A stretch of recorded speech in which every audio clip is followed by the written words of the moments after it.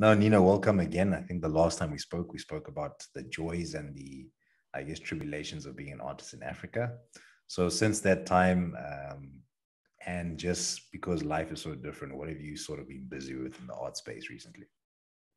Now, recently, hi everyone, guys. Good to be back. Good to be back. You know what I've been recently doing? I've been working as a sport designer for soccer, and pretty much I've translated my actual illustration skill into digital design, where I've been creating social posts, trying to get people interested in reading the newspaper, coming up with cool graphics, the type of graphics you see on Pinterest, type of graphics that you want as a wallpaper on your phone, or when you see an engaging stat graphic. A lot of people aren't really interested in stats, but when they see the image and it's creative and captures the imagination, and now all of a sudden, uh, an image is driving a narrative, in your head with the stats. So I've been doing that for Sakaladuma for the past year and a half, even though we did speak not that long ago. And this is news, I'm breaking news now. I'm going to be moving on to a different company, Okay. and more or less doing the same thing, building a multimedia team to work across mediums. So I won't just be working on graphic design, I'm going to be working on video, I'm going to be working on print. So, that's what I've been doing, man. That's what I've been doing. And slowly but surely, um, we're getting there, we're getting close. I'm getting closer to my overall vision of getting the studio and putting people on, putting creatives on, so we're getting there slowly but surely, but get there. It's going to be a long road, but the road's been paved by many people. I say we because what I'm doing is a team effort. It requires all sorts of collaboration with creative people, creative content creators. And we're going to learn from the people who create so that we actually get there and put other creatives on, it seems like we have more free time to actually do the things we want. The world is skewing into a world where it's like, you know what? A lot of machines are going to do a lot of the labor. So it's time to get creative. It's time to generate ideas that are going to push society further. And it doesn't have to be just art, This could be mechanical creativity, scientific creativity, all sorts of things. I think we're being pushed in a way, in a direction where we're going to have to get creative to solve a lot of the issues we currently face. No, so I think I'm currently on the chill side. Oh, okay. The artistic side. Yeah. No, I think I was reading or listening to, it was actually on Joe Rogan. There was a guy, Naval Ravikant, who's I think he's an angel investor, and he's just a very interesting person talking about work-life balance and people just being happy. And he envisions a world where we start using robots to automate all the boring stuff that people have to do, like the jobs that you normally go to.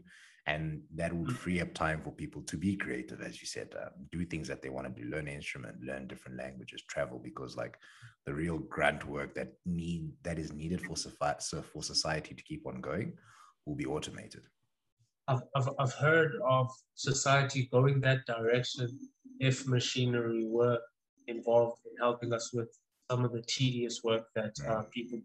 I've heard of that before, and I think that would be the nice outcome of machines basically taking over the world, is us getting, working on ourselves as people.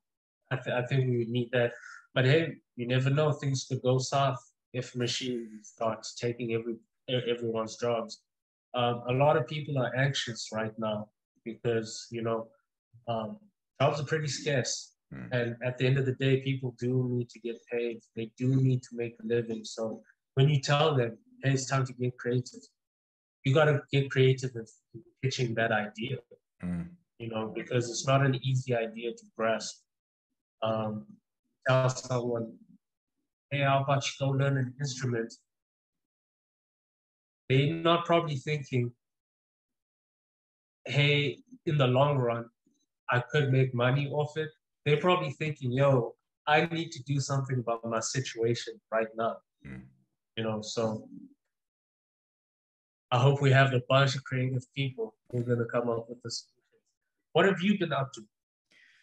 No, on my side, it's literally been the move back to sort of a settled place. So I've been here for the last 14 days. I've actually come back to PE, moved to PE, set up here. We'll be looking at making this home.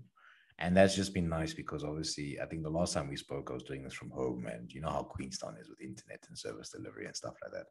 So being settled has opened up the opportunity for me to now explore different things because like I think there's definitely a thing that we'll probably speak about in terms of if you've got other obstacles in the way, it's very hard for that creative energy to flow.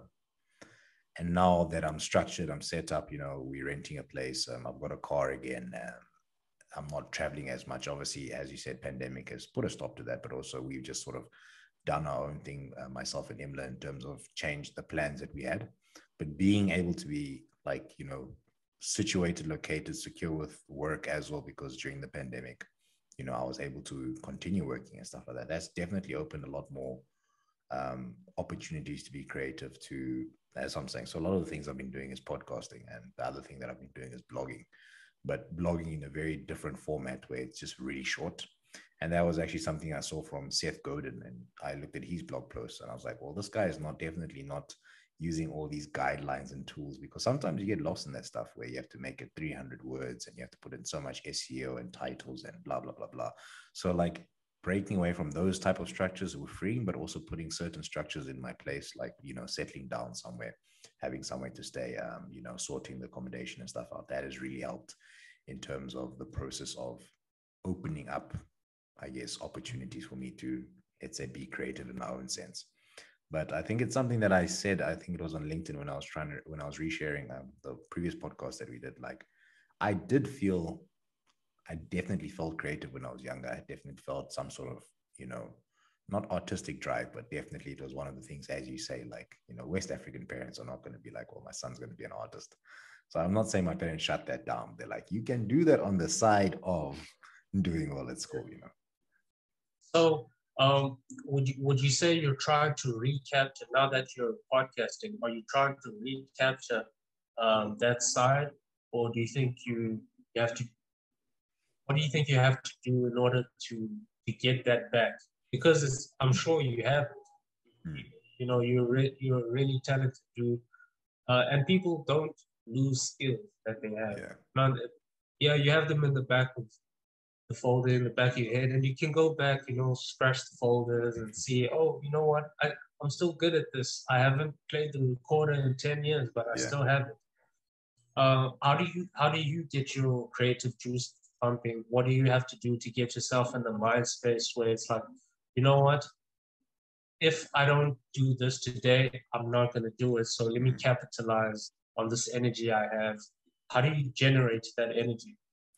So, like, in terms of me being creative, I think I have dabbled with, I won't say the artistic side of drawing and stuff like that, because that's something that I first started doing. I think it was in grade one or grade two when I had Mrs. Bennett as my teacher. I still have, or my mom still has the picture. Hopefully, she still has it. But I remember seeing it one time, when I came back from university, where it's sort of you had to draw what you wanted to be. And I remember I drew a picture of myself standing in front of a painting, and I was like, I want to be an artist. And that was that. And I don't know what happened after that picture. That's what I'm saying. Maybe it was a revelation for my parents to be like, no, we need to work on this guy a bit harder because we can't have an artist. How I feel in terms of creativity, it's, I think there was definitely a bit of not a dry spell. It was just priorities being shifted elsewhere. And one of the ways I think I did it was through reading other people's stuff and looking at other people's stuff. So things like, Pinterest and, seeing other people on Instagram and obviously seeing stuff that you're doing. because obviously, like, you know, social media does have that essence where, especially if you're really looking for not inspiration, but you really want to find out what your friends are doing, you can see that. And then obviously you have always been a constant light in terms of the artistic space, to be like, oh, that's what's happening in the artistic world. Like, you're the first go-to person that I need to be like, okay, cool. That's who you need to go to ask when it comes to something to do with, you know, art, or if I want a logo design, or if I want some sort of sketch, like, you are going to be the first person that pops in my head. So it's kind of stuff like that. Just, I guess, you draw inspiration from other people. And with that, though, I haven't got to a space where I've really been enjoying the podcasting, because it's something that consumes a lot of my time, especially like when we're coding at work. So I'll listen to a podcast. But in that sense, you know, it will be like, would it be easy for me to be like, well, hey, let me, you know, use or carve out time to go draw? I'm actually thinking more on podcasts. I'm thinking more on blog posts at the moment of time. There possibly will be a period of time, especially when Imola comes here, because that's the other part, you know, some time has to go to your distance relationship or maintaining your relationships. But if she's here and I haven't done a podcast, like, you know, we're not trying to, let's say, watch Netflix over FaceTime or something like that. And if she's here, I can be like, okay, let me draw. I do find myself drawing a lot more when I'm with her. So when Yeah. I was in the Netherlands with her, because now we don't have that, you know, not losing, or you're spending 2 to 3 hours of the day just chatting and catching up and, you know, making sure everything's good. Because now I am there. Yes, you would have time where you end up watching Netflix together, but I definitely found myself drawing. So how I got back into drawing was actually, I think it's a sketch book. It's on an iPad, and I've got an iPad with the Apple Pencil. So you put the picture that you want to draw and you trace, obviously you change the opacity and you add a layer on top of that and just copy on the outside. And I started finding Yeah. myself doing that. Oh, okay, okay. That's it. That's it. I still think the window method is still the best reliable, the reliable method of drawing. But I actually, I'm so slow. I had no idea you could actually do that with a tablet. And hey, obvious, obvious now that you mention it. But from from what you said, what I picked up is you get creative when you're in a comfort space, Yeah. or when you feel, you know what, there's no pressure to be thinking all the things I want to be doing. I'm doing. There's no pressure. I'm Yeah. with the person that I love here, chilling. There's no rush. Yeah. How about I work on this thing that I know how to do personally, Yeah. you know? And if you weren't an artist, some people knit, some people, some people do their gardens and arrange Mm. them in all type of ways. You know, there's different type of creativity. Yeah. And you know, when you were younger, you played squash and you were really great at it. You were ranked in South Africa, if I'm not mistaken. No, just in border, Uh, provincial. just in border. Yeah. Well, you were ranked. You were ranked. You played it at a high level. Would you say you were creative in that space, or would you just say I was playing basic squash? Do you feel like there was a personality to your game that no one else had? That, you know what, actually, I got nothing to lose against this guy that I'm playing. Mm. Let me do something I don't normally do to see if it works and style on him. Would you say you had those moments? Because I do want to reiterate that Mm. creativity comes in many forms, Mm. you know, comes in many forms. And I know you were really good at squash. So I want to hear a little bit about that. If there was No, any personality to your game. no. So in terms of that, I think there definitely was. You know, you got we had at a school. It was a squash team of 6 guys, and obviously the objective's the same, but how you obviously achieve it is going to be different. You know, I remember like a person like Kyle, who was our number one, was, you know, he was very not old school, but like, yeah, he learned squash from his parents and his older brothers. So it was a very hard game for him. I won't say it was structured in that sense, but, you know, it was a lot of running. On my side, I think, as you said, maybe creative, but I was more of like a patience player. So I wanted to, you know, I won't say show my intelligence, but definitely it was more crafted. Whether it was executed well or not was a different story, you know, whether my plan worked. But for me, it felt like it was playing chess. And as you say, there were other people which had either they had their um, personality that shone through, or it was certain characteristics that made them play the way they were. So, like, I think you would remember Simon Brill because he was in your grade. He was left-handed, and automatically now that changes the dynamics of the game. So now you have to use your skill, and then also realize that every time you playing on your strong side, that's his weak side, and every time it's on your weak side, that's his strong side. So there's definitely that. In terms of maybe creativity and a bit of flair, I used to play with the bandana on. That was a thing that I did. I just had to make sure it was Queen's colors, and then they never had an issue because you just have to say, well, sweat gets in my eyes, you know. So it was definitely like Yeah. that sort of, there was definitely that sort of flair and some sort of creativity in it. But in terms of that now, like yourself, um, do you find your creativity, let's say, shining in other areas of your life? Because obviously you do this for a living. Is it hard to separate, let's say, relaxed Nino and chilled Nino with work Nino when it comes to creativity? That's a good question. I think I think you can separate it. I feel creative in different ways. Mm. When it's private me, when it's work me, and when it's just social me in a way. Um, work work wise, if I get into a pattern, I feel like sometimes I do get robotic. If I have to follow a system that wasn't created by me or isn't up to me to be Mm. successful, or Mm. if I get a brief that I have to consistently, sometimes I'll lose that creativity and I won't necessarily bring my best up until up until I I get a spark, until I get a spark, or if there's a change where I get an option to insert myself in certain briefs and be creative with it. Private me, I do feel I it depends. It depends. Your question is really hard. I'm thinking about it. It's a really hard one. Um, hmm, yeah, it stumped me. It stumped me, Nana. I won't lie. But I do feel I'm creative at different points. You will notice a difference between the casual me, the social me, and the work me.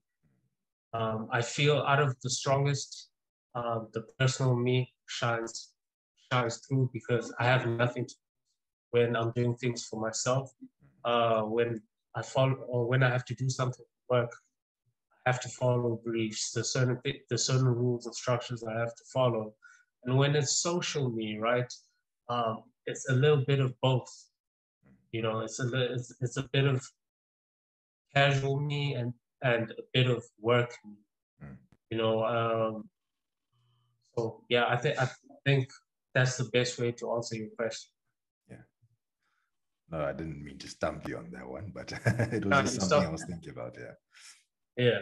Because I actually never thought of myself split in three, right, with the things that I do, because um, you, the creative elements to you, they stick with you for the rest of the day, even though, or for the entire day, they're part of your personality, right?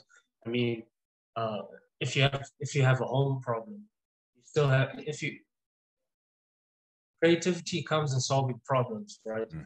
So tackling certain issues or all that, it's such an unlimited thing, and you gotta you gotta use it throughout the day. Mm. It can't it switches off and switches on, but you gotta use it for problem solving throughout the day. So yeah. Do you feel that you either, I don't know, the word comes to mind from the book that I read, Steal Like an Artist, but do you feel that you steal from other artists? And obviously stealing has a bad connotation, but I'm guessing in the world of creativity, it is something quite refreshing. So I would say for me as an It's cool.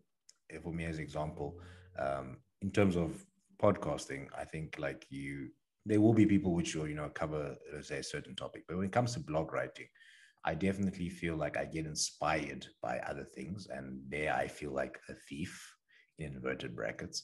But I'm guessing in your space and stuff, because you work with so many creatives, do you ever feel like, yeah, I do sort of, take these ideas and reuse them as my own? When I was younger, I used to think that. I used to think, oh, you know what? When you copy something, when you trace, right, off the window, like I used to do when I was a kid, if I wanted a really good drawing of a Dragon Ball Z character or Yu-Gi-Oh character, I'd do that. But then deep down, I would feel like, oh my goodness, I just copied. It is copying at the end of the day. But then I realized, oh, artists do that sometimes to save time. And then I realized, oh, it's actually called reference. And there's a big debate whether you're stealing or if you're referencing.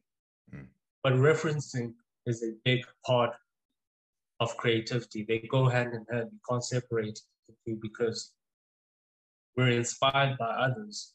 Nothing under the sun is new.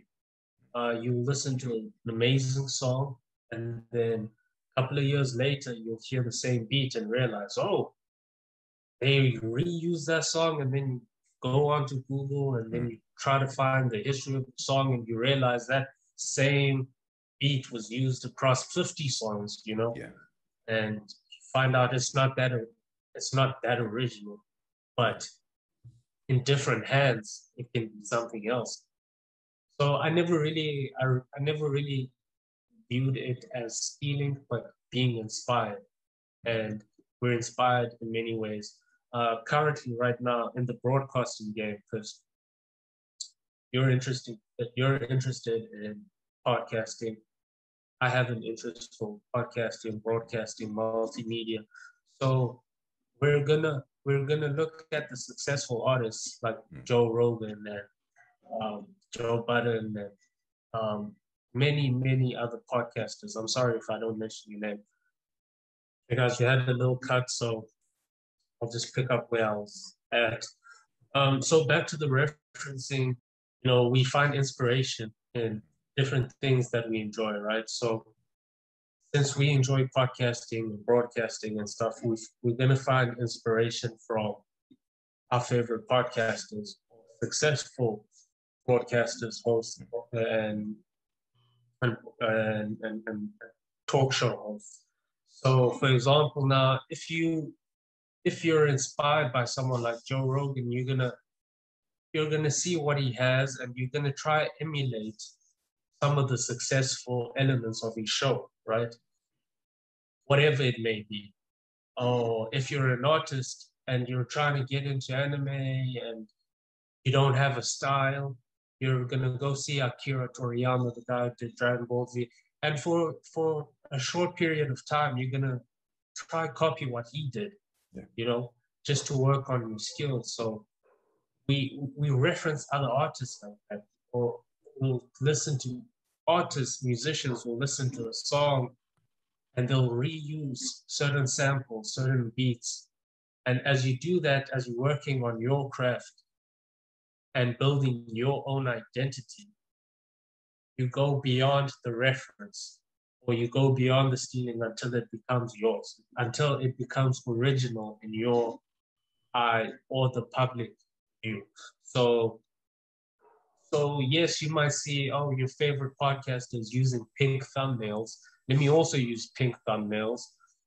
People are going to say you're copying, but if after a while you're doing something completely different, but that inspired you to get to where you wanted to be, you would just always reference the people who inspire you, because that's by referencing other artists, you're putting people on. You expand the knowledge, you pass it along, you make sure people aren't forgotten.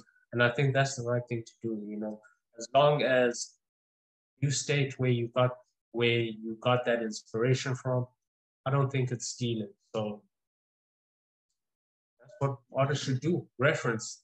Refine your work by reference.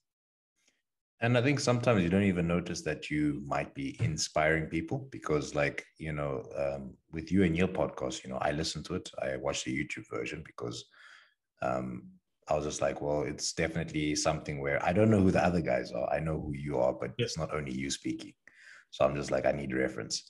But I wouldn't say always against the video aspect, because that's a thing, you feel sometimes, because you look at some of the heroes that you have, and they've got production type setups and stuff like that. But your podcast is doing really well, and you also do it on Zoom. You're doing it with other guys, and it's not stopping you to the point where you're like, well, my heroes do it really well. They've got everything production. They sit in the studio. That's how other podcasts, football podcasts, do it. I'm willing to go and do this anyway with the resources that I have. And that's what I'm saying. Sometimes you don't even know that you're inspiring other people, because then I was like, oh, okay, no, when I do this with Nino, I'm also going to just use Zoom.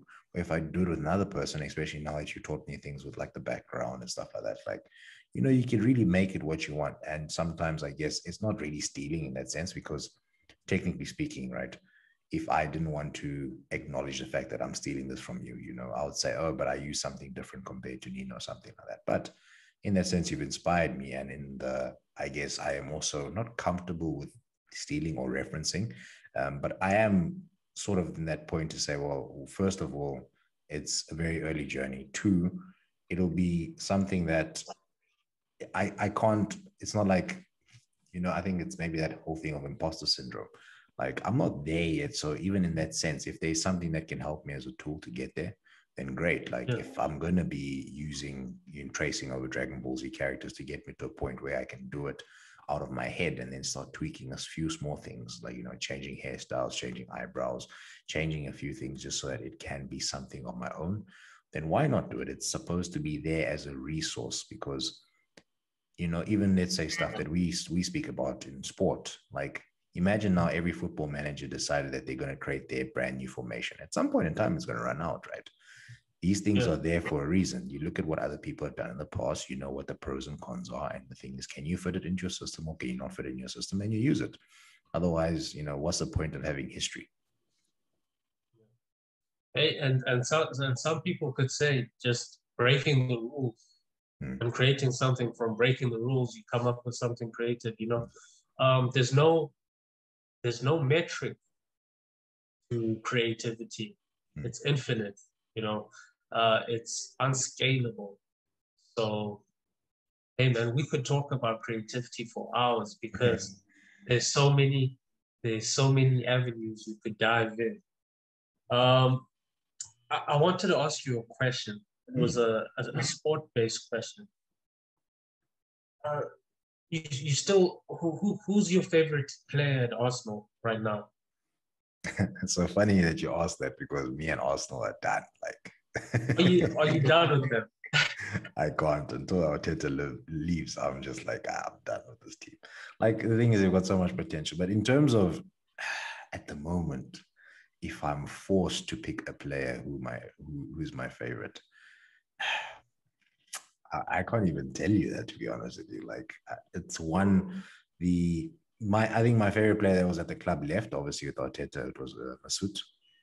I've always liked Oh yeah. midfielders. I've always liked midfielders. So in the past, you know, early on it was Fabregas. Later on it was Cazorla. I also had Thomas Rosicky. They were definitely the players that I enjoyed. Look, look, Mhm. look at all these players you mentioned. They all the best creative players that Arsenal had. Yeah, And that's what Arsenal was lacking: yeah. creativity. Mm. They have the players. Like every club has premium players according to the wages that they pay, but they're just lacking that creativity. Yeah. And I think with our podcast as well, our relative podcast, we're gonna have to come up with creative ways so that this thing goes beyond Zoom Zoom calls. We gotta plug in the holes. We gotta think outside the box. Mm. In order for our podcast to be known as the podcast that are different to the podcast that they listen. Yeah. So I'm gonna put you on the spot. Since you stumped me, I'm gonna try stump you. Uh, what are you gonna do to set yourself apart that you're willing to share on the episode? Mm. What are you willing to do? What's gonna set you apart from other podcasts? What's going to be the creative element? What are you going to do different? So, like with that, I won't say struggled with it, but definitely it was that thing where I think I can say, especially now that things are settled, as I've said, as I'm feeling more comfort in it, I'm willing to experiment a lot more. Um, Not that I'm not experimenting now. So I've had three variations of the podcast. I've had one where it was very similar to this, obviously long form, but there it was more prepared. It was more like an interview, asking people really relevant questions of things that were bothering me or things I was trying to understand, and just basically reference of people that know better. So that's obviously like when we were talking about arts in Africa. I won't say it was bothering me, but obviously during the pandemic, I saw a lot of artists on Twitter, trying to get there, trying to basically start their hustle. So that was the one thing. And then I think one of the challenges in that set was obviously trying to get enough people to answer these questions that I had. So some of them were just so broad, or let's say so difficult, that I didn't have the person to give me the answer, or if I knew the person, they weren't really comfortable to do podcasting. It was also it's not something that's very mature in South Africa yet. So that now shifted the podcast to go into to say, well, I know I can rely on myself in that sense to be like, well, I'm going to script something and write it and do that. And I did do that, but it wasn't that I wasn't achieving anything. It just definitely felt like it wasn't, not that it wasn't authentic, but it was definitely more scripted. It wasn't a conversation, because obviously I'm just chatting to myself. I had an objective in mind. It was more of like a lecture, giving guidance and type thing. And that will definitely, I still think, come back, especially when I've, let's say, honed the skill a bit. And then obviously now it has come back to more long form, and now it's just general chats with people that I find interesting, right? What makes that different? I think that might be the thing, because I feel like a lot of the times in terms of podcasting, people are either trying to sell you on something, they're trying to teach you something. And I still think that definitely there will be things people learn, but to have it in a conversational way, to be like, well, I listened to this guy say something, those are the times where you're just like, oh, okay, I learned the most from when I'm just hearing either something conversation or we're having a discussion with someone. I feel that is a nice way for people to learn. So I never really go, and I do have a theme and not an objective, but I do have some sort of theme behind it, obviously, as to why I am obviously in contact with the person. But in terms of that creativity, I think I won't say it's creativity. I just want to have an authentic conversation, because this is stuff that you and I would talk about in a pub somewhere else. It's not like we have to come here dressed up. We're in comfortable clothes and stuff like that, and we're just talking, we're catching up. I also want to, in that sense, I don't want to say steer away from people that I do not know, but as long as the person is comfortable in conversation and all that kind of things. How to make it more unique, I'm not too sure yet, because I've definitely seen a lot of interesting concepts. I think Dave Chappelle was on Joe Rogan, and apparently he's coming out with his own podcast. And it seems like they're not doing it like how Joe Rogan's doing it. They're gonna do it like production wise. Like they're gonna sit there, they're gonna smoke their blunts, drink some alcohol, but it's definitely gonna be like, things are going to cut, things are going to be edited, and then they're also going to put in like random music intervals, because I think there's a few artists that are part of it. And his real unique thing is that he wants to be able to have each episode, which is going to be able to be played on a vinyl record. He's on that level, so that you can enjoy it. So there'll be music to it. There's going to be conversations. There's going to be laughs, and there's going to be music, and then you can put that on basically. And it's almost like you can just basically do your own thing and listen to a few people, chatting. So they're on that level in terms of, obviously he's got a bit of money as well to do that, and not to say that's the excuse. People need to have money to do that. But I was like, that is really cool that, the whole thing of saying that it must be at that level to be, put on a vinyl. But here's the thing where I say, in terms of, let's say, establishing yourself and making something unique, I still think that you definitely need to still hone some sort of craft. Like, fine, Dave Chappelle's is new to podcasting, right? This will be his first podcast in that sense, where he's actually doing something, but he's a master in terms of entertaining people, bringing his thoughts across and stuff like that. I'm still new to it. And I feel like it'll be a lot of, as you say, copying, refining things, and knowing, well, this is where I'm good at, this is where I'm not good at, and I'm still finding that out. So I've gotten to a point where I'm like, yeah, I'm fine if it sucks. It's same with the blog posts. I'm fine if they're short. And then I definitely obviously one of the ways to do it is obviously see the stats to see how people respond. If people respond to the message or to the blog post, be like, I really enjoyed that one. Then you're like, oh, okay, I've hit a note there. So I'm still collecting data, I think, in that sense. So as for how I'll be unique, not too sure yet. And yourself? It is. No, it is a tough question. It is a tough question because it's also a difficult thing to tackle, because oh man, you need a spark. You can't plan. You can't plan when the spark's supposed to come or when the idea is supposed to come. We're struggling with that right now, trying to find like our uniqueness. Um, for example, our podcast, the Disky Den, shameless plug, everyone. I'm sorry. I was actually going to give you the opportunity there. I was like, You know, shamelessly plug your with podcast. yeah, with the name itself, we went with. It's not the most creative of names, right? But we went with something that the audience could relate to. Disky in South Africa, even though we mostly talk about European football. Um, Now we have to creatively find a way to link those two up, right? The name and the content.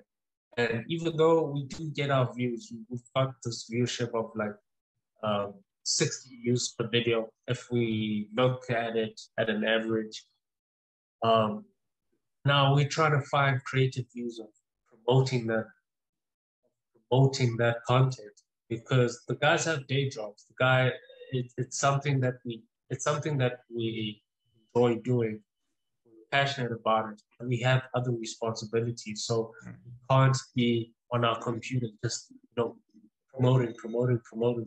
So we have to come up with creative solutions to that problem. So we're still working on it. And while we work on that one day, and we're hoping that it's soon, we come up with something that's going to set us apart. Right now, what I thought of doing, we want to grab the attention of our viewers, so we're going to integrate some TikTok videos of the latest football memes because it seems like it's something that people enjoy watching. People engage with those clips. So we thought maybe let's be different and actually have memes on our show, even though we're trying to have serious discussions. But some of these memes are really funny and they have narratives to them. It's something new. We haven't seen it done on shows like Geordie Shore. We haven't seen it done. You're not gonna see it on Sky Sports. You're not gonna see it on TV. So that's the unique element we're gonna bring. And to whoever is gonna copy our idea, just know you heard it first here. Just know you heard it here first. So that's how we're gonna try to be creative with the Disky Den. We have other projects on the way. I keep saying we because we're a team. Yeah. Can't do this alone. So yeah, that's how we're tackling the issue we're currently facing. Have you ever thought of maybe doing like how they have the clips, like your most interesting bit, where there's the most banter, the most, let's say not shocking, there is definitely a shock factor, but I think I've dabbled with that, but as you say, full-time job, especially different type of hobbies, you're still trying to find your groove and stuff like that. I've definitely thought of the idea of the clips because the clips are just like, yeah, it gives you a small taste, especially because of people's attention span. Yeah. I think that's how I found Joe Rogan. It was the clips of 5 minutes where I'm like, yeah, I can spend 5 minutes and then being like, wow, okay, I wonder what they spoke about in the rest of the podcast that drove me to it, Yeah. We've thought of the clips. We do them when we have time. I post a full episode and try to clip up the most interesting parts. We've tried that. Back in the day when podcasts, not even back in the day, I take that back. I think when podcasts were along for a bit, people were struggling with that and started creating clips. I felt that we were a little bit late to that bandwagon of creating clips, something that all podcasts should be doing, but it is a matter of how much time you have, how much energy you're willing to put in it. Because like I said, the guys do have other things to do, including myself. I still have a day job. So we've tried the clip thing, but we're gonna have to come up with something else. Mm. You know, our issue is not. I don't think we have an issue with the content itself Yeah. because it is football based. It's you know weekly on a weekly basis. What we say in one week is different following week because it's a football show. Yeah. Uh, our creative issues lie in promotion of the content Mm. itself. So yeah, we're gonna have to find something. We're gonna have to find something. You're gonna have to be And creative. yeah, that's and speaking of finding something, have you noticed that sometimes when you have an issue with something, you'll come up with that solution when you least expect it. When you're sitting on the toilet, Mm.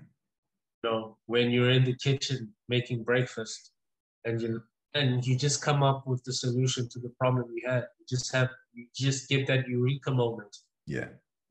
When you're doing something you never thought you'd be doing, you're just driving down the freeway, and there's the idea to fix your issue. So it'll come. It'll come. No, I also find myself having those weird moments. For me, some of them are in the shower. Yeah. But I I think there has been not science. I've spoken to someone about it, and I think their explanation was definitely something about when you're in the shower, you're most relaxed. When you're on the toilet, like I don't think you've got your defenses up. Like you're pretty vulnerable, yes, but you're pretty relaxed. You've got other things on your mind. Same thing when you're making breakfast. You're just like, okay, cool. Like you're not really thinking about the problem at hand. And Yeah. I'm also reading a book by a South African guy called How to Start a Side Hustle. Yeah. And one of the things he mentioned is that in terms of creativity, in terms of like, let's say ideas for side hustles and stuff like that, a lot of the ideas are not going to come from you thinking about it because you sort of, if you haven't come up with that idea yet, you're still stuck in that rut, you're still stuck in that space. So a lot of his good ideas happen when he's outside of the world, right? He goes for a walk somewhere. He stands in a queue. He's outside of the workspace that he would be in. And a lot of the things specifically for him, obviously on the business side, was like he would actually, most of his successful businesses are around things that he struggles with, things that he's trying to solve. So while he's, at a certain place, he's like, why can't I find these type of socks? Or these socks cost $450. Like, why? I'm pretty sure, well, I would want to buy them, but now for a pair of socks to cost $450. Then he starts thinking to himself, I wonder if I can find a supplier. And I think he said that he had one undergarments and socks as one of his businesses, and he was traveling somewhere and he saw that in somewhere else. And he was like, well, this will be pretty cool to bring to SA. And he was like, well, look at this price. Well, the thing is, I'm not going to pay that amount, but if I can get them cheaper somewhere, and, that's how he did it. And obviously, if he wanted it, someone else wanted it. So sometimes it is getting out of your comfort zone. Like for me, some of the times that I feel, especially like with the blog posts that I've been doing recently, I think, not that I'm on a roll because yesterday I took a bit of a break. I just didn't have the energy to do it. But I think I wrote 6 short ones this week. And a lot of the stuff came from me listening to music when I was at the gym. So I go to the gym in the morning. And then there, I'm not expecting to be productive, but it'll be some song title or some lyric or something like that. And I'm just like, well, yeah, that's inspiring. That's motivating. Yeah. And that's when it hits me. But like now for you, where I won't say you are required to be creative on the go, because I'm pretty sure even they realize that you can't be creative on the go. Like when do you feel like your inspiration comes, or you get that eureka moment? Like it's a moment thing. It's a feeling thing. Sometimes you don't realize, that you're not being creative. For example, at work, if you're following briefs and you're not given the opportunity, you can get yourself into a cycle of just blandness, where everything you do is just bland. You're just going through the motions, and you don't even realize you're off your mojo. So I, I tend to want to know when I have my mojo on me.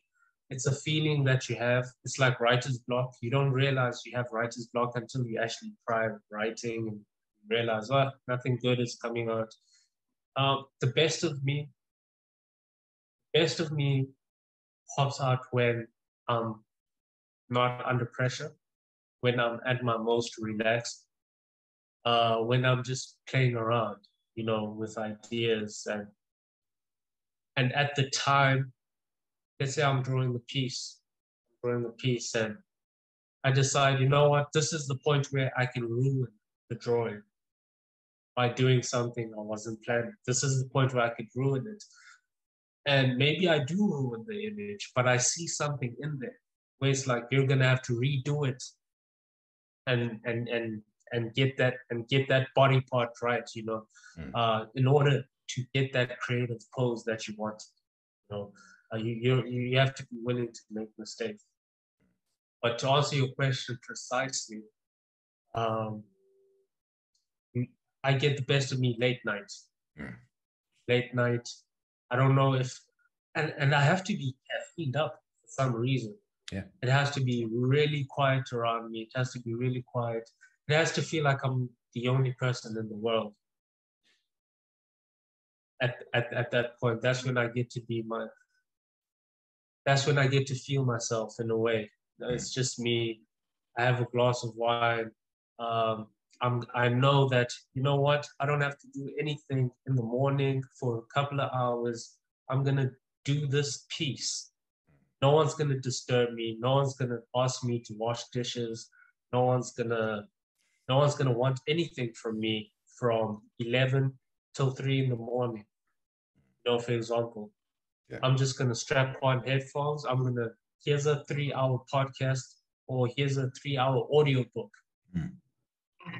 I'm gonna listen to that audiobook. I got 3 hours. I put myself in the zone and I get lost. Yeah. Get lost in myself. That's when I become creative, when I get lost, when I'm in the moment of what I'm doing. If I'm distracted, if I know that I have an email that I haven't responded to, if I know, hey, I got demons chasing me, people are looking for submissions, or hey man, you didn't text so and so, you promised so and so this. Yeah. If you have all these things that are in the back of your head, you don't get to lose yourself in what you want to do. So I'm at my best when I have nothing that's tying me down. No, I agree with you in that sense, because I think there are times where I feel like I think for me, it's always where it's dark. Actually, I figured for me, it's always when it's dark. I think I feel like there's something that switches on around about 4 o'clock in the afternoon, between 4 o'clock and some weird time like 3 o'clock in the morning. Obviously, work. I think I'm hearing some sort of interference or something. Obviously, work gets in the way of that, and sometimes I feel a lot more creative in the weekend because I've got the luxury to sleep in. Not that I do very much because my body clock's just on. But even if I am tired, I definitely feel sometimes I get inspired, so I'll push on through. There are definitely times where I feel like, okay, cool.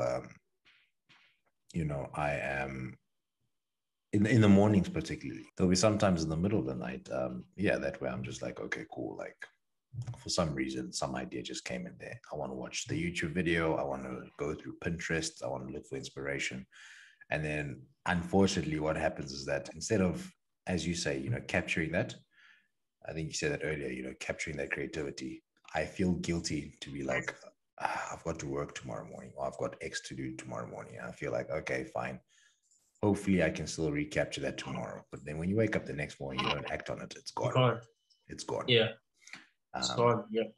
So if I can, especially like even when I was with Emila, obviously it's a lot easier when I'm with Emila as well. Friday nights and Saturday nights were a thing where I would, we'd chat, we'd do stuff. She'll go to bed. She'll be in bed by 10. I'll maybe play like an hour of Xbox, and then I'll just do something from like 11 or 12 until 2 or 3 in the morning. And that was just like the best time for me because it was quiet. Like, I think that's the other thing. During the day, there are a lot of noises and distractions, and you're doing a lot of things. But definitely, if I can push through that fatigue, obviously that's the one thing, because you're still working a normal, Yeah. your normal day. So if I can push through that fatigue, if I can go through and have that opportunity, that's what I'm saying, it's mostly Friday and Saturday. If I've rested enough for the previous day for me to push through, definitely that feels good. As you also mentioned, caffeine is also definitely, we were actually speaking about cognitive enhancers, myself and Keegan, obviously about certain things. Yes, he was talking about how some people actually chew nicotine.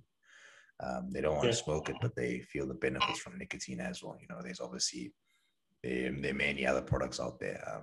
And just simple things like coffee. I definitely feel a buzz from coffee, and I think I definitely feel it because I don't drink it as much. But definitely your Red Bulls, your Monsters, your coffees, I definitely feel switched on. And obviously, the better it is will be, one, I already get alert at night. But if I have one of those at night, that was obviously what I did for studying at university, like, you're on another level. It's not like it's changing who you are. I guess it's just enhancing who you are. Yeah. Speaking of cognitive enhancing drugs, have you ever heard of microdosing? I have heard about it. I don't know if it was on the show Billions or Tim Ferriss or something like that, who speaks about it. But I have heard of I've heard the name, but I don't know what exactly it is. A brief, since we talked about coffee, it just got me thinking about microdosing, because it's another element of the creative process that is not relatively known by mainstream public, but I think quite a lot of people are starting to find out about it. If you've heard of a place called Silicon Valley, it's an area in California where they deal with, high-level systems and stuff. I'm sure you know about that. So apparently the people in Silicon Valley sometimes will just take low doses of like drugs like LSD or psychedelic drugs, psilocybin mushrooms, and microdose across, a couple of weeks. And apparently that helps them solve some high-level problems that they face in the tech world. Things that require like 100 people behind that solution, that they'll come up with out of the box solutions to those high-level issues that they solve. But on that microdosing topic, a lot of people take, I don't want to call them explicit drugs, but people do take drugs for creativity as well, like chewing on tobacco. I'm sure that's bad for your teeth, but I know people do it.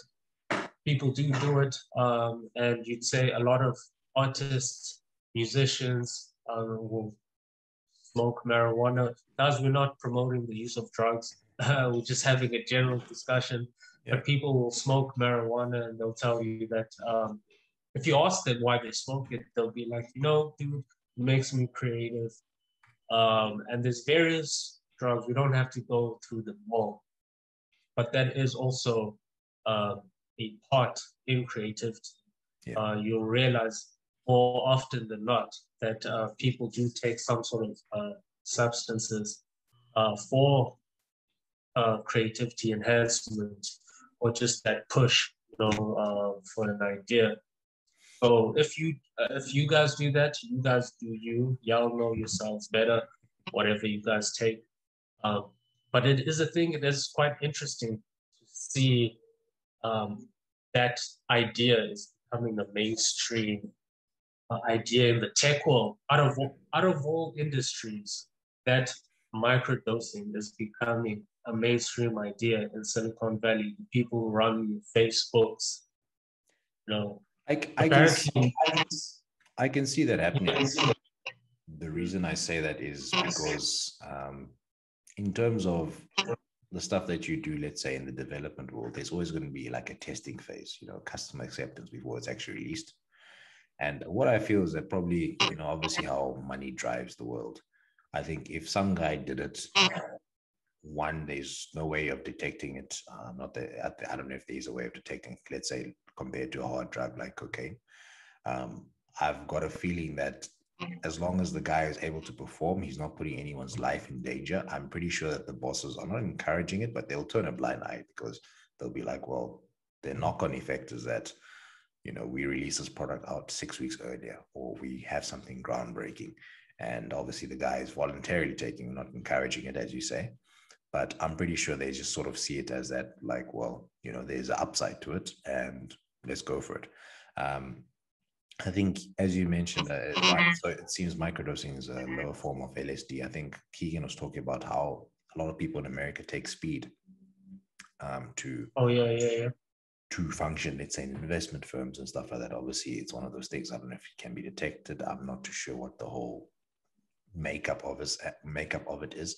And then there was something actually, because it was a few days ago that we were speaking about it as well. And then I think there's even a thing called nootropics. And I think nootropics as well, they actually do look at, they have been looking at, you know, mushrooms, ayahuasca. I think that's nootropics is the term that they use for these cognitive enhancing drugs for work purposes. And the lady which was really speaking about it was from California as well, you know, Silicon Valley and stuff like that. And she obviously experiments with it, and she's got people taking a different range of things. But I do remember hearing or reading something about, I don't know if it's creatives are more prone towards that kind of stuff for extra inspiration, or it helps in or some people say sometimes, like, you know, a lot of highly creative people will have addictive tendencies and personalities because some of those things help them cope with the burden of being, I won't say burden, but, you know, that side of being creative, because it's something that is not, I won't say it's not common. It is maybe misunderstood by some people. Yeah. Hey, I'll share something on air. I once had a psychedelic experience, right? My brother was hosting a party, and all his friends bought mushrooms. I never had mushrooms before, and I wasn't gonna take mushrooms on that day, but they were drinking and they were having a braai, and there was quite a lot of them. So I had a fight with my brother that day. I didn't participate in the braai with them. I actually went to go sleep. So I woke up really hungry the next day, right? I was very prideful. I woke up hungry. They finished all the meat. They finished all the food. I was a party pooper. And when I got to the counter, I saw these mushrooms, and I was like, so you guys didn't take these mushrooms? They were like, nah, everyone was drinking. They sort of like forgot about them. They're here. So ignorant me was hungry. So I ate them and I went upstairs to go sleep. And this was during a period of time where I had no job. We were pretty much living day to day, you know. And I had a psychedelic experience. I was in a realm within my mind where I was seeing colors I'd never seen before. And I was like dimension jumping. You know, it's things you can't really explain. I wouldn't say that made me creative, right? When I was out of that experience, when I was sober again, I wouldn't say it necessarily made me creative, but it made me aware of the possibilities of it. The fact that I could see a color I've never seen before, just that concept, just saying that, me telling you to imagine a color you've never seen before sounds crazy, right? Because you can't. But if you were to experience that concept, it would blow your mind away and open other avenues. Things like synesthesia and stuff, like seeing sounds and stuff like, you know, I'd never thought of the concept of seeing the sound or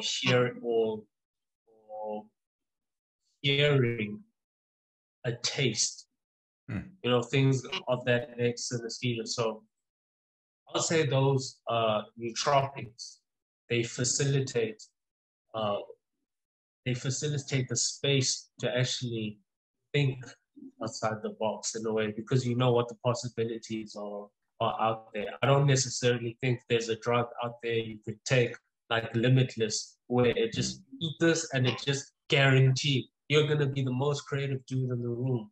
You're going to be the most, you're going to come up with the best ideas that are going to change the world. I don't think there is something out there in the world like that. No.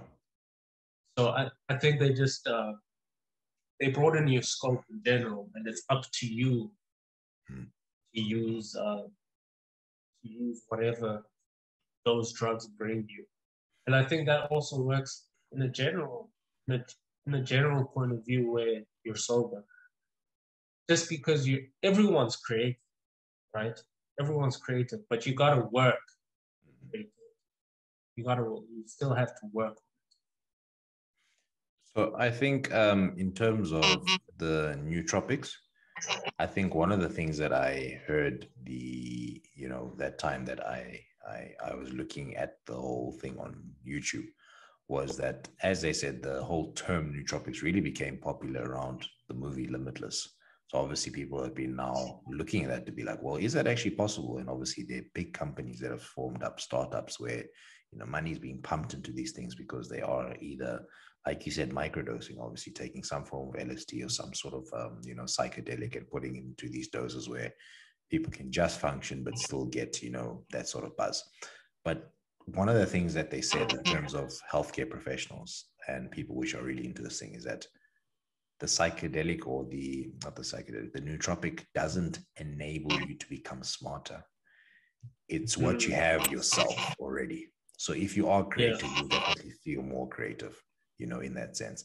And maybe that's a weird thing. Maybe, as you say, you were seeing different colors and stuff like that. Is it something that when you take a psychedelic, you will, as an artist, obviously, that is a thing that you saw, maybe is it someone like as if they were, an MMA fighter with a new way of doing a leg lock or something like that, you never know, or a new combination or something like that. What is in them that is there, and then how is it enhanced?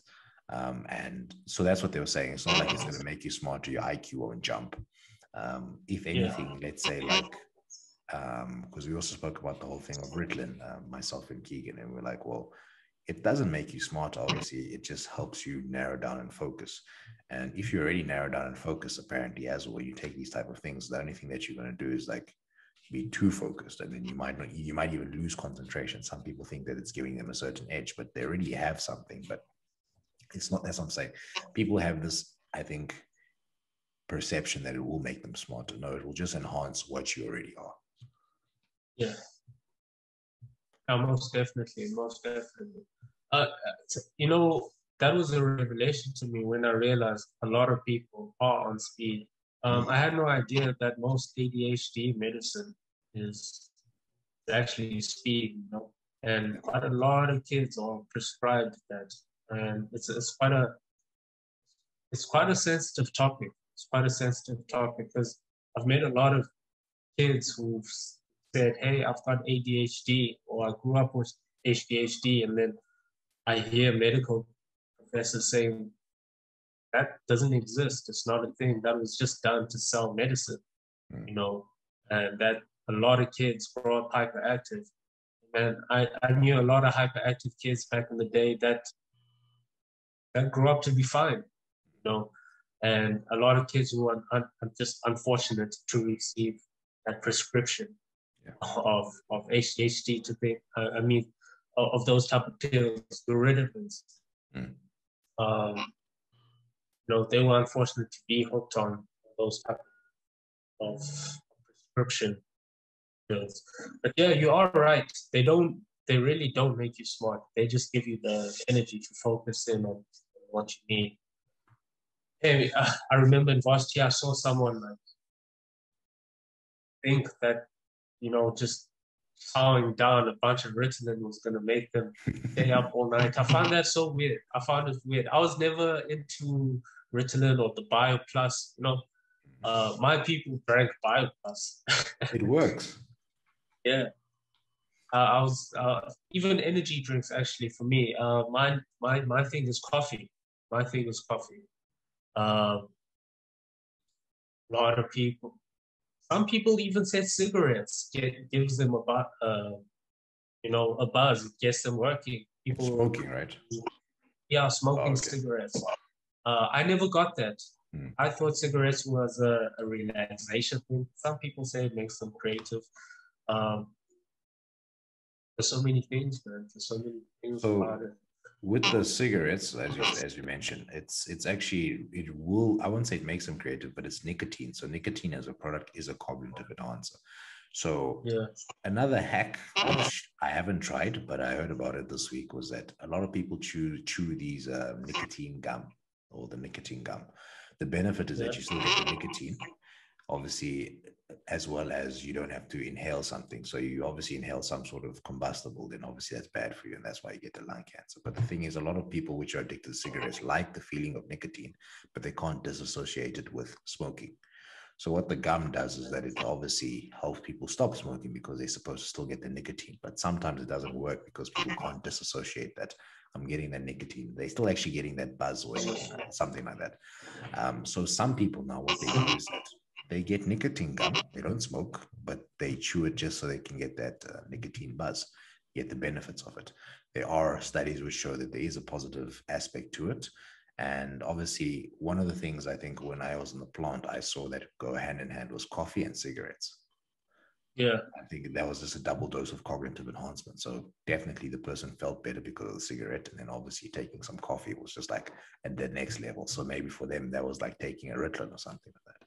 And they couldn't Well, function without it. I wonder who even came up with that solution to people who are addicted. You know, like that's a creative solution Mm. to the problem of cigarette smoke. You know, that's creative. I never thought that, hey, how about we solve this with food? Okay. But gum is not food, Yeah. but you get what I'm saying. Let's solve this with a chewable. Yeah. You would have thought that the cure to that would have been something completely different, an injection, or you think rehab or something. You never think gum would be the solution. But it comes from, I guess you said, as you said, solving problems, because I guess you have to, especially for addictions and habits, you have to replace one habit with another one. So if I Yeah, feel that, and that's why the patches apparently don't really work, because, it's not really a you're not habit. doing Like, anything. yeah, you leave it on for few Sticking it. hours. It's not really a Yeah. habit. Like, it's like putting clothes on. So And with one the, thing I heard, Mhm. um, this probably off topic, but it's interesting since we're talking about this now. Um, there's a there's a plant called iboga, cures you from most addictions, but it's a terrible plant that you take. It makes you delirious for an entire weekend, but it apparently cleanses you from heavy addictions. Heavy addictions, we're talking about heroin addiction, we're talking about um, alcohol. If you've been a suffering alcoholic for many years, if you have iboga treatment, I think it's a Kenyan plant, and I think it's a brew that they drink. I'm not sure if they drink it or if they smoke it, but apparently it's a tough journey. It's a healing medicine apparently. But you go there for like 3 days where you participate in this treatment of drinking the bogut. You shit your intestines out for a week, and apparently when you're done with that, you have revelations in there that are kind of psychedelic or dissociated. I'm not really sure what the elements of that drug are, but apparently could be a cure to a lot of addiction. You know, it's a creative tool. So I think there's a Netflix about these type of things. I think I can't remember what the name is. Emily was watching it, but they also speak about the ayahuasca. Um, But yeah, that's, I think, South American drug or something, some root or something like that. And definitely in there they talk about healing from, I guess, this whole journey that you go on, and you meet these weird beings, and especially a lot of people who have trauma. I yeah, think they were saying that there's a lady which had some sort of disease where her body was eating itself up, and someone, I don't know if it was either part of a thrill or a joy or something like, well, this is my last time on earth, let me rather take this thing. And when she obviously took this ayahuasca and obviously went with this shaman who took her as a guide and stuff like that, because I think you have to take it with someone that's actually experienced in the whole process. What apparently happened was that she was able to meet this weird spiritual being thing, and the being sort of showed her the trauma that she had, and with that she accepted the trauma and dealt with the experience.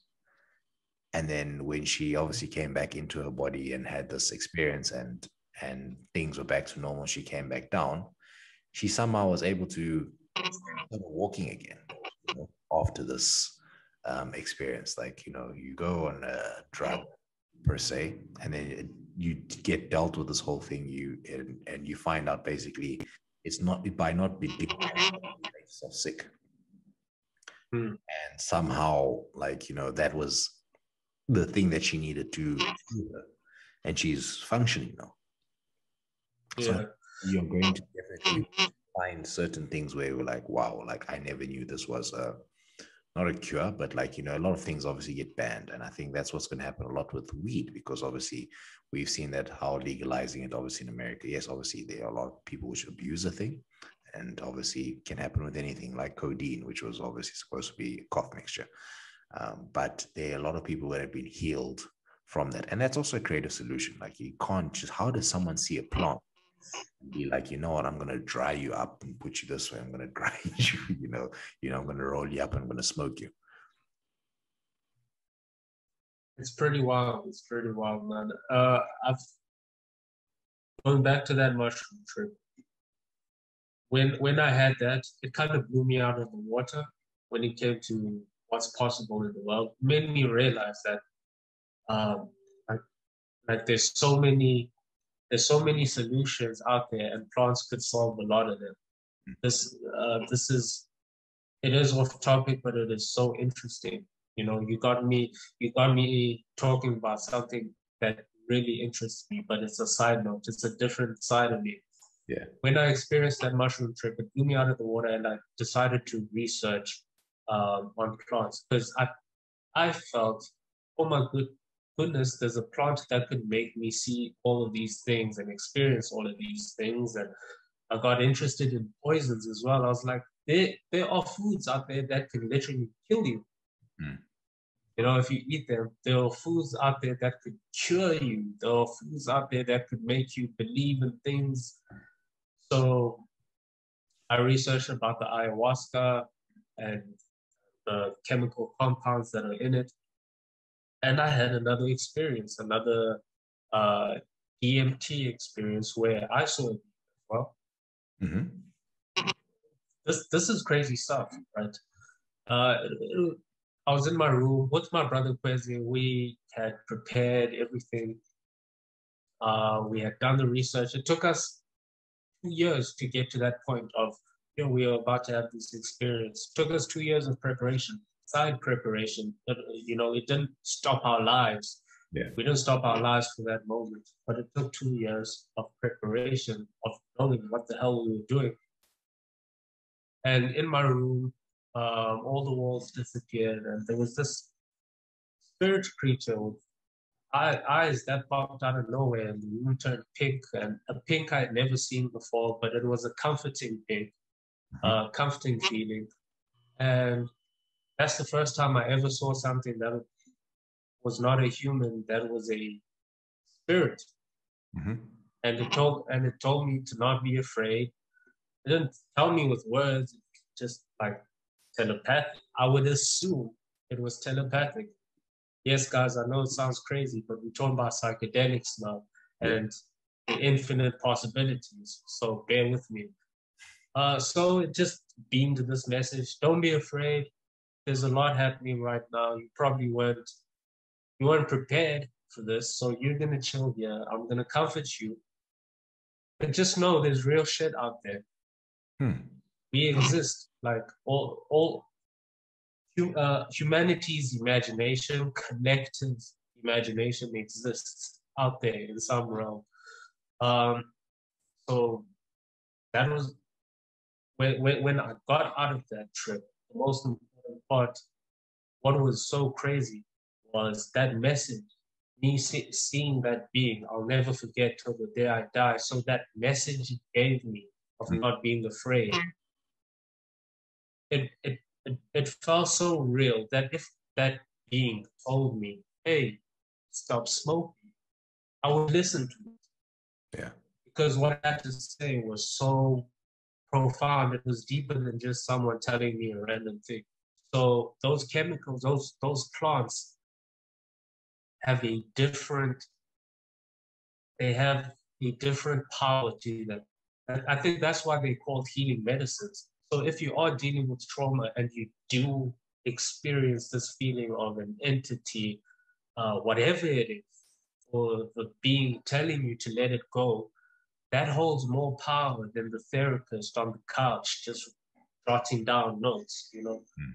So back to the creative thing, maybe these are going to change psychology. They're going to change therapy. They're going to change psychiatry. Maybe these plants they're going to bring upon a new way of looking at things. It's going to be interesting. But so that's what I was saying. I'm sure you have questions. I'm sure you have questions. Like not a lot, but like, can you describe this?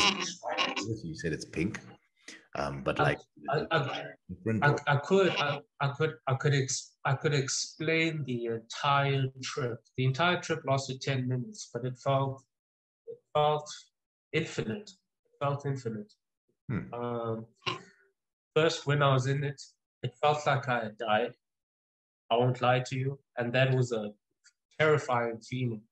When I sank into it, my first thoughts were my ego was telling me, "Oh, you fucked up.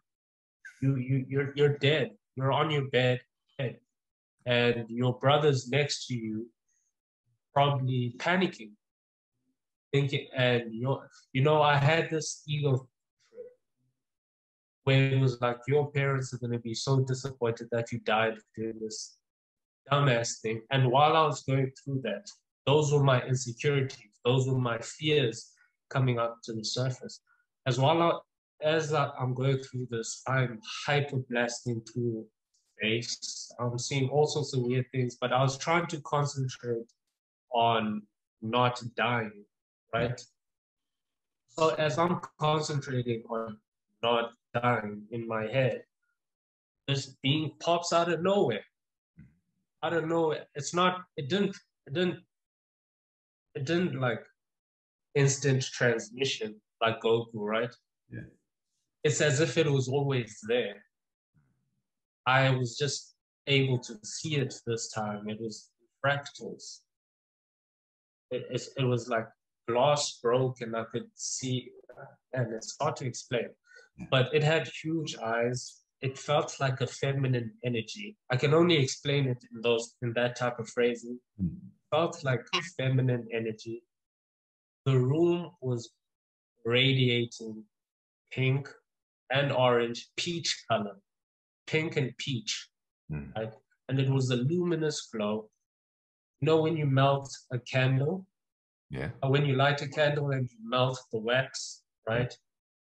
The corners of the room lost the edges, and the room was rounded.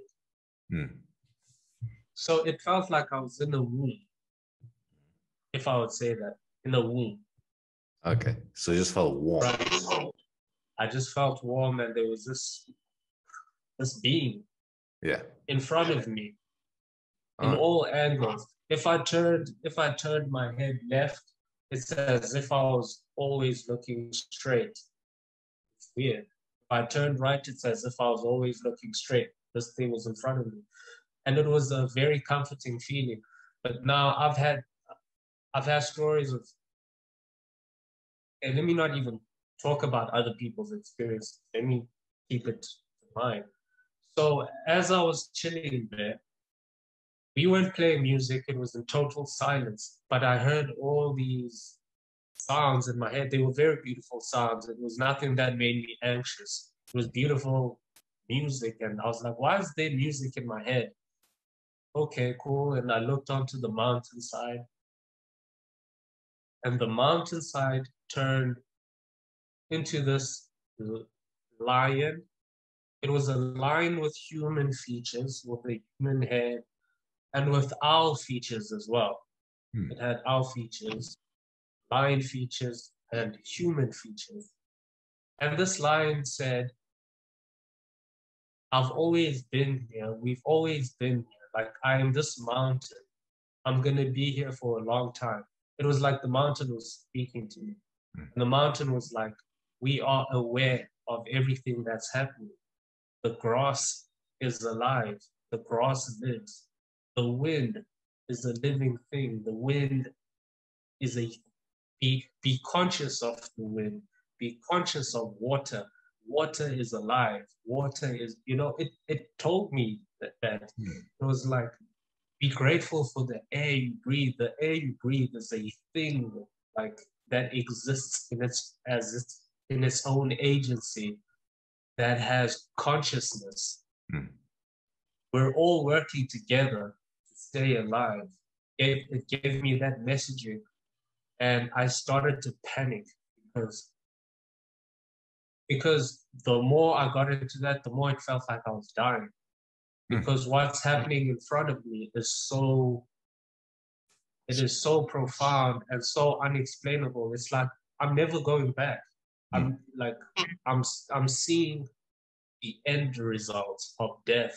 I can't go back to me, sober up, and go back to normal life. I'm dead. So I started panicking.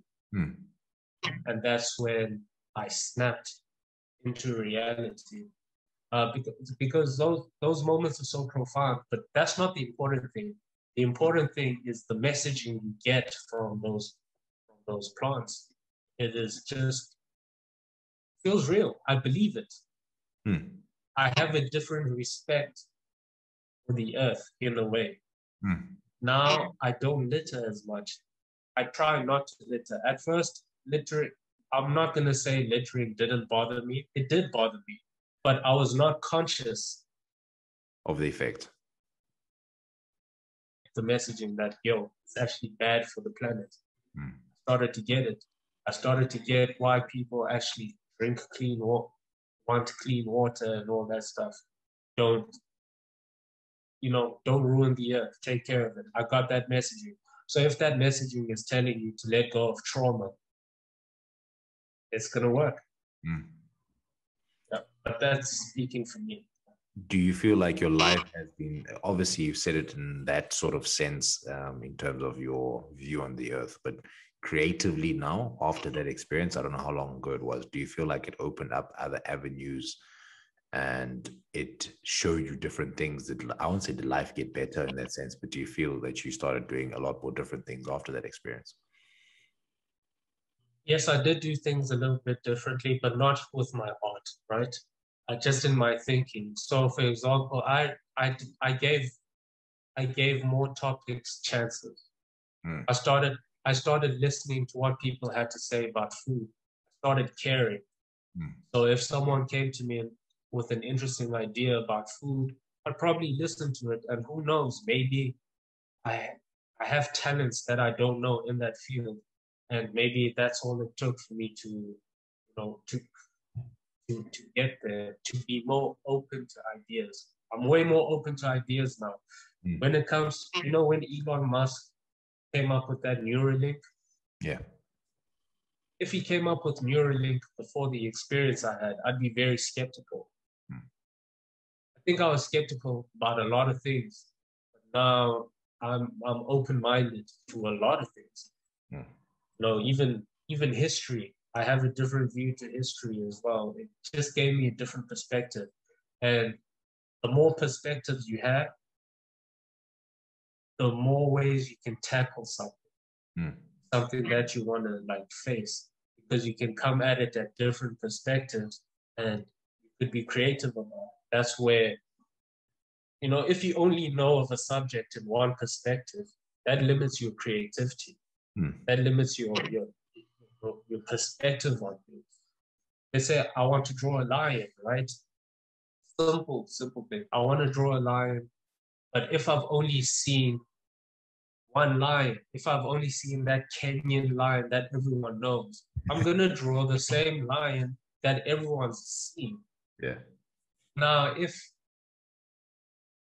I this is crazy, if I go to a different planet and I see a lion that's green with wings, that's gonna give me a different perspective, and I draw it. I draw now a different type of lion with wings. People might look at that and think, "Huh, a griffin." I never thought of drawing a griffin. That's dope. I like that. I like that. Let's keep that. You're such a dope artist for thinking about that. We never thought about that. Where did you think of this? No, it just happens that I saw a different type of lion. I think that's how it works. I think that's how it works.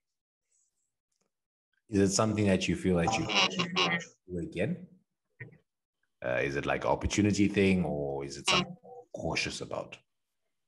It's something I'm very cautious about because it was so profound. I could speak to you about it for hours. I've had three separate experiences. They were all profound, and after I was done with that, I was like, if ever I did it again, it would have to be in a different time in my life, because I got the message. I keep telling my brother, I got the message that the plants told me. Told me what to do, literally, on how to be happy, on what to on how to be happy with yourself, how to let go, how to forgive, how to love, what the point of life is, to experience life and not be afraid, and to do things. We're here to do what we want, right? And no one's going to stop you from doing what you want. The only thing that's going to stop you are stigmas, or things that are untangible. Things that are going to stop you from doing things are ideas and judgment. And all those things at the end of the day don't mean anything. The plant told me that. And you think it's such an easy thing to grasp, but we all struggle with it in real life. Difficult thing. So I'm still integrating that experience, those experiences with my everyday life. So if I were to do it again, it would be recreational and very cautious. Yeah. So you feel like that freed you in a sense. You feel boundless. You feel like you dropped all fear. In a way, but at the same time, it also kind of alienates yourself, because a lot of people can't relate to that experience or know about it. So when I tell people, for example, I'll share a bit of my personal life. I was about to leave my job, and there was a point where I was unhappy, right? And I told my colleagues that, yo, I've got nothing to lose. Yes, we all want jobs. We all want jobs, and we all want incomes and all that stuff. And I was like, if I don't do this, if I don't accept this other job offer, I'm gonna stay unhappy in what I'm doing. I've literally got nothing to lose. And they didn't understand that. They couldn't understand, well, like, why would you have that sort of, are you that privileged? I'm like, no, I'm not privileged. It's a real life thing. Think about it. If you don't live the way you want, the revelation that you didn't live life, if it hits you late in life, it's going to make you sad. It's going to make you really sad. So that's what it told me, and I'm trying to integrate it. And I won't lie, it kind of makes life less stressful. Less stressful. If I make it a point to remember. Yeah. Because life is still heavy. Life is still heavy for a lot of people, including myself. It didn't change my life. It just gave me a different perspective. Yeah.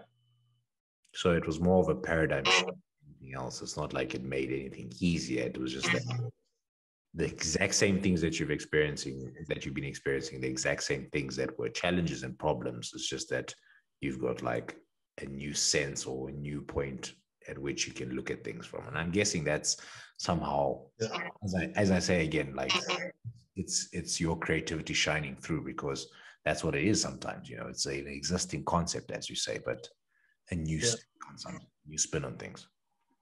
Yeah. Totally agree, man. Totally agree. Paradigm shift. Paradigm shift. Yeah, that's all I got. That's all I got regarding that topic. We'll have another podcast discussing the inner works of psychedelics.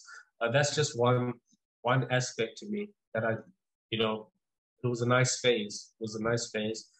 It'll interest me till the day I die.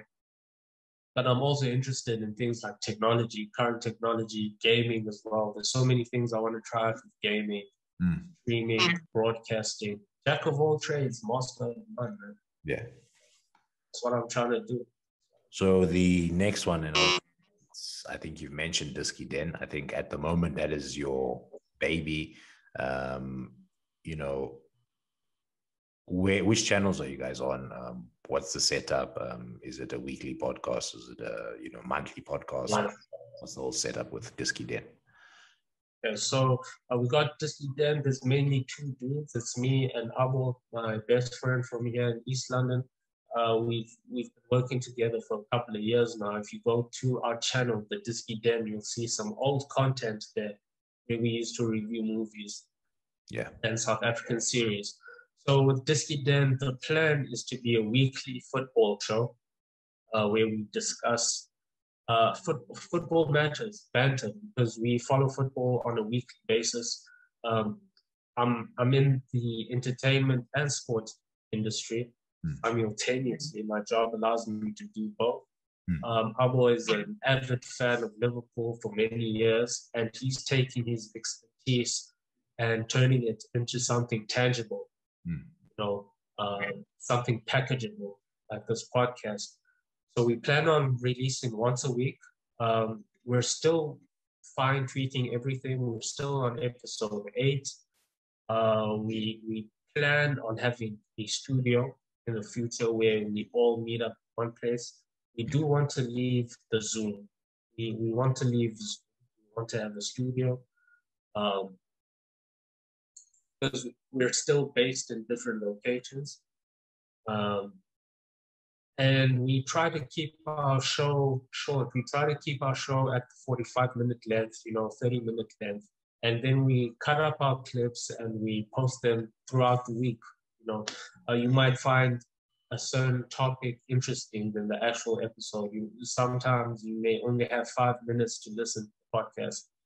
So guys, please do feel free to subscribe to us.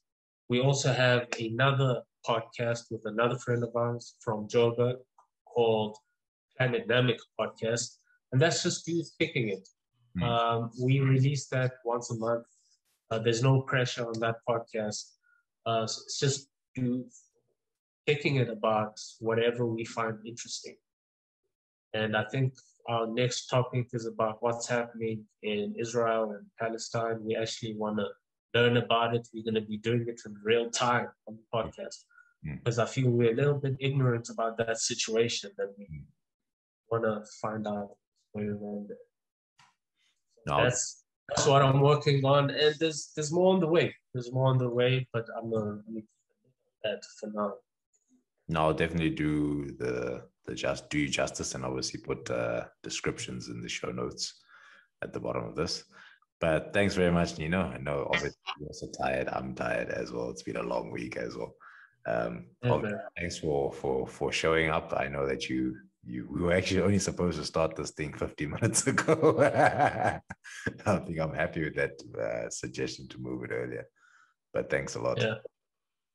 It was good catching up to you, man. Great podcast. Keep up the work. Keep up the work. Hopefully we make it to episode 500, 5,000. No, we're definitely crossing paths again, obviously. Bro.